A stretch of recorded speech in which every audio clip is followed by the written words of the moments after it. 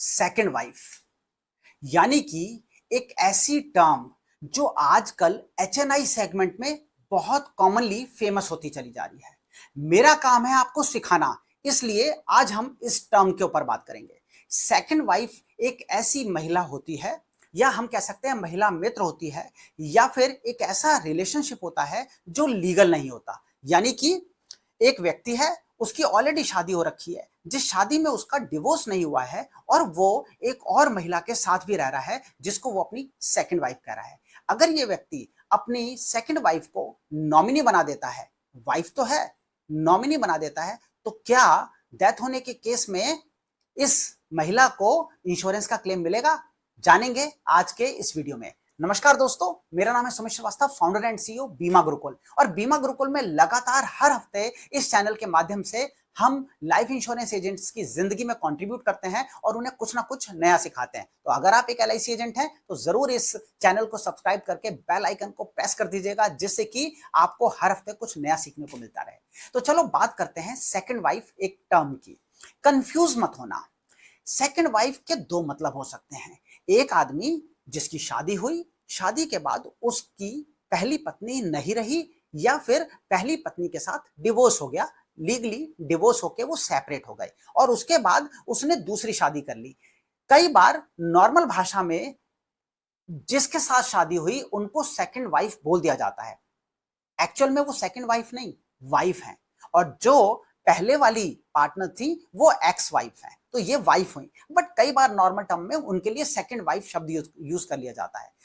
तो भले ही वो सेकंड वाइफ हैं, पर क्योंकि पहले लीगली डिवोर्स हो चुका है, सेपरेशन हो चुका है, या वो फीमेल नहीं रही हैं, तो उस केस में ये आदमी की दूसरी शादी हुई है, लीगल है वो शादी पूरी तरीके से हिंदू मैरिज एक्ट में या किसी ना किसी मैरिज एक्ट में, या हमारे जो ओवरऑल जो रूल्स रेगुलेशंस बने हुए हैं उसमें वो फिट होती है, और उसमें अगर नॉमिनी बनाया जाता है तो पूरी तरीके से क्लेम मिलेगा ही मिलेगा।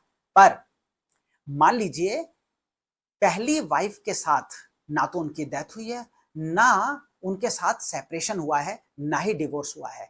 अब ये व्यक्ति साइमल्टेनियसली किसी और महिला के साथ रिलेशनशिप में है, और उनको भले ही उन्होंने घर लेके दे रखा है, भले ही उनके साथ वो रिलेशनशिप में है, भले ही वो उनके खाने पीने रहने का सारा खर्चा उठाते हैं, भले ही वो महीने में 20 दिन उस महिला के साथ रहते हैं, फर्क नहीं पड़ता, फर्क नहीं पड़ता। Legally this marriage is not acceptable, legally this is not a marriage, legally ये रिलेशनशिप लीगल ही नहीं है।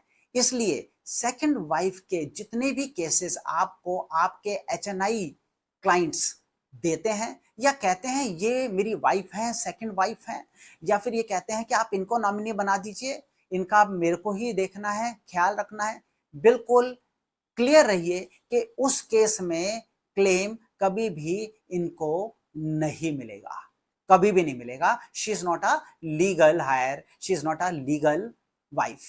ऐसे में इस महिला के नाम पे कभी भी क्लेम नहीं मिलेगा। तो सेकंड वाइफ के केस में claim is not payable, death claim is not payable. I am repeating again, second wife के केस में death claim is not payable. ठीक है, अब सेकंड वाइफ की दोनों मैंने डेफिनेशन आप लोगों को बताई, आपको समझ में आ गया। इस वाले केस में आपको वो केसेस नहीं लेने हैं, और मैं अगर आपको किसी भी हमारे साथी ने, किसी हमारे पार्टिसिपेंट ने ये वीडियो फॉरवर्ड किया है, और आपके साथ भी या आपके किसी जानकार के साथ भी इस तरीके का की सिचुएशन है, तो उनकी नॉलेज में भी डालें कि किसी के साथ भी किसी को गलत होप ना दें, उस महिला को क्लेम नहीं मिलेगा। तो ऐसे केसेस में सेकंड वाइफ का इंश्योरेंस, या सेकंड वाइफ अपने लिए इंश्योरेंस लेके सेकंड वाइफ को नॉमिनी बनाने से कुछ भी नहीं होने वाला। तो सिर्फ just for the sake of creating a paper कभी भी झूठ बोल के उनको वाइफ बता के, पॉलिसी तो इंश्योरेंस कंपनी इशू कर देगी, इंश्योरेंस कंपनी का क्या जाता है, बट कल को जब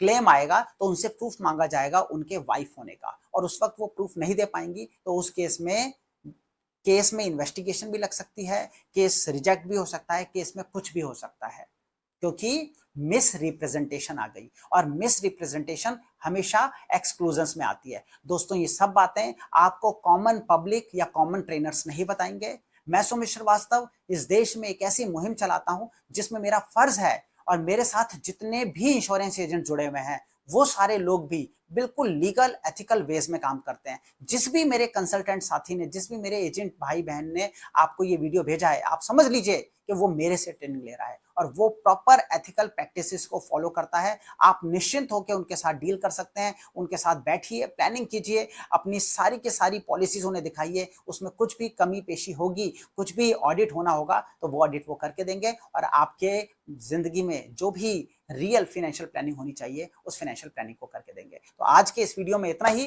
मुलाकात होगी अगले शुक्रवार को फिर किसी नए टॉपिक के साथ। Till then take care, bye bye and God bless you. Thank you so much. Thank you.